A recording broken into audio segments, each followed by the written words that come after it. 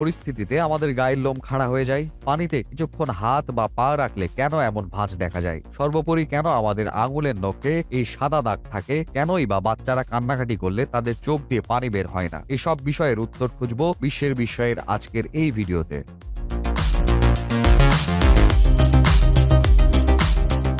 Number ২০। আপনারা নিশ্চয়ই কিছু মানুষের নখে এরকম সাদা সাদা দাগ দেখেছেন। আপনি কি কখনো ভেবে দেখেছেন যে কেন কিছু মানুষের নখে এমন হয়? আসলে নখের মধ্যে এই সাদা দাগগুলি শরীরের আয়রন, ক্যালসিয়াম এবং খনিজের অভাবে হয়। আমাদের শরীর এবং মনের সংযোগ এতটাই শক্তিশালী যে আমাদের শরীরে কোথাও কোনো রোগ হলে বা পুষ্টির অভাব দেখা দিলে তার লক্ষণ আমাদের শরীরে দেখা দেয়, যাতে আমরা দ্রুত চিকিৎসা নিতে পারি। নাম্বার ১৯। ১৯৮৯ সালে the American journal of public হেলথে প্রকাশিত একটি সমীক্ষা অনুসারে যারা বাম হাতে তাদের সমস্ত কাজ করে থাকেন তারা যে কোনো কাজে প্রায় ৯ মাস পিছিয়ে থাকেন তাদের থেকে যারা ডান হাতে সমস্ত কাজকর্ম করেন। এমনটা এই জন্যই হয় যে এই পৃথিবীতে অধিকাংশ জিনিসপত্রই ডানহাতি মানুষের জন্য তৈরি করা হয়, যার কারণে বাঁহাতি মানুষের জীবনযাপনে অনেক সমস্যার সম্মুখীন হতে হয় এবং বাঁহাতের মানুষদের দুর্ঘটনা হওয়ার সম্ভাবনা অনেক বেশি থাকে, যা তাদের মৃত্যুও ঘটাতে পারে। নাম্বার ১৮। আপনারা হয়তো নিশ্চয়ই জানেন যে আমাদের মস্তিষ্ক আমাদের পুরো শরীরকে নিয়ন্ত্রণ করে, কিন্তু আপনি কি জানেন যে অপারেশনের সময় আমাদের মস্তিষ্কের অর্ধেক আলাদা করে রাখা যেতে পারে এবং এতে আমাদের মস্তিষ্কের উপর কোনো প্রভাব পড়বে না এবং আমাদের মস্তিষ্ক ৪০ বছর বয়স পর্যন্ত বাড়তে থাকে। নাম্বার ১৭। ইন্টারন্যাশনাল হাইপার হাইড্রোসিস সোসাইটির মতে মানুষের শরীরে ৫ লাখ ঘামের গ্রন্থি আছে, কিন্তু আমরা তা অনুভব করি না। ঘামের গ্রন্থি সবচেয়ে বেশি আছে আমাদের পায়ের নিচে, হাতে এবং আমাদের মাথায়, এবং আমাদের একটি পায়ে প্রায় ১,২৫,০০০ ঘাম গ্রন্থি আছে। এবং মজার ব্যাপার হলো মেয়েদের পায়ের বেশিরভাগ ঘামের গ্রন্থি বন্ধ থাকে, যার কারণে ছেলেদের তুলনায় মেয়েদের পায়ে দুর্গন্ধ কম হয়। নাম্বার ১৬। আপনার মুখের জিহ্বার কারণে আপনি খাবারের স্বাদ পেয়ে থাকেন। যদি জিহ্বা না থাকতো তাহলে আপনি খাবারের স্বাদ কখনোই পেতেন না। যদি আপনি আপনার জিহ্বা দেখে ভেবে থাকেন যে এর একেকটি অংশ একেক ধরনের স্বাদ বোঝার জন্য তৈরি করা হয়েছে, তবে আপনি ভুল ভাবছেন। সাম্প্রতিক গবেষকদের মতে জিহ্বার প্রতিটি অংশের টক, মিষ্টি এবং ঝাল সব ধরনের স্বাদ অনুধাবন করার ক্ষমতা রয়েছে।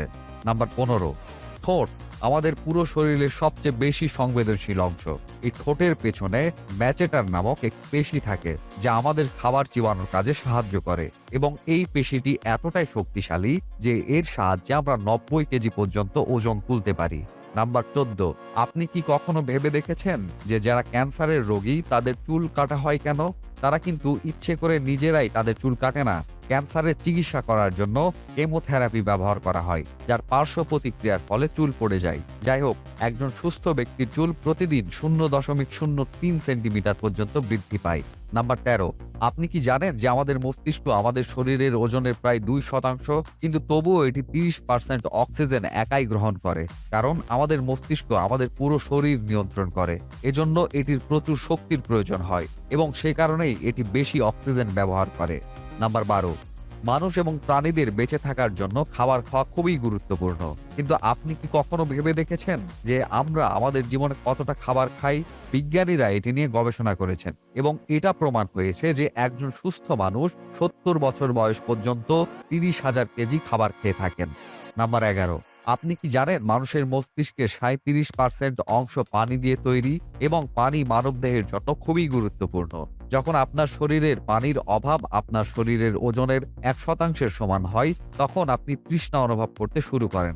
অর্থাৎ আপনার ওজন যদি ৫০ কেজি হয়, তাহলে আপনার শরীরে যদি ৫ লিটারের কম পানি থাকে, তাহলে আপনি খুব তৃষ্ণার্ত বোধ করবেন এবং এই ঘাটতি যদি ১০% পর্যন্ত চলে যায়, তাহলে আপনি পানির অভাবে মারা যেতে পারেন।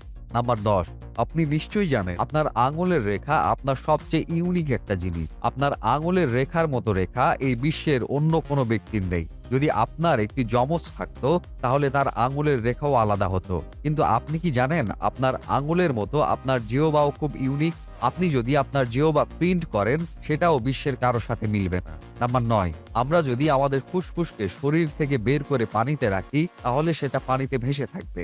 এটা এজন্যই হয় যে আমরা যতই শ্বাস নিই বা ত্যাগ করি না কেন, আমাদের ফুসফুসে সর্বদা ১ লিটার অক্সিজেন জমা থাকে, যাকে রিসিডুয়াল লাং ভলিউম বলা হয় এবং এই কারণে ফুসফুস পানির উপর ভেসে থাকে। নাম্বার ৮। যদি আপনি গভীর ঘুমে থাকেন এবং আপনার নাকের কাছে একটি নোংরা দুর্গন্ধযুক্ত জিনিস অথবা সুগন্ধিযুক্ত জিনিস রাখা হয়, তাহলে আপনি কি জেগে উঠবেন? ব্রাউন ইউনিভার্সিটিতে একটি গবেষণায় দেখা গেছে ঘুমন্ত ব্যক্তিদের ঝাঁকিয়ে এবং তাদের চোখে আলো জ্বালিয়ে জাগানোর চেষ্টা করা হয়েছিল। তখন তারা সবাই উঠে যায়। কিন্তু যখন তাদের নাকের কাছে কিছু সুগন্ধ অথবা দুর্গন্ধ রেখে দেওয়া হয়, তখন তাদের কেউই জেগে ওঠেনি। নাম্বার ৭, যখন দুজন ব্যক্তি ১০ সেকেন্ডের জন্য একে অপরকে চুম্বন করে, তখন তাদের মুখ থেকে ৮০ মিলিয়নেরও বেশি ব্যাকটেরিয়া একে অপরের কাছে স্থানান্তরিত হয়। এখন মজার বিষয় হলো যে এতে ঘাবড়ানোর কিছু নেই। কারণ চুম্বন করার সময় যে ব্যাকটেরিয়া একজনের থেকে অন্যজনের কাছে স্থানান্তরিত হয়, এগুলো সবই গুড ব্যাকটেরিয়া।